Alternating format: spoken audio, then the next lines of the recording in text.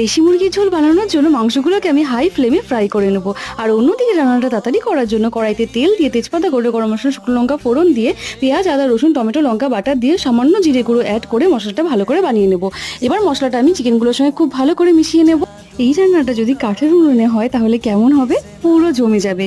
সেই জন্য মাংসটা কাঠের উনুনে বসিয়ে ভালোভাবে কষিয়ে নেব। আর দেখো কালারটা কত সুন্দর এসেছে। এই সময় আলুগুলোকে অ্যাড করে দেবো আর একটু বেশি পরিমাণে জল অ্যাড করে দেবো, যেহেতু আমরা মুরগির মাংসের ঝোল খাবো সেই জন্য। এই জল দেওয়ার পর কম আছে এটাকে ঢেকে 10 মিনিট মতো হতে দেবো।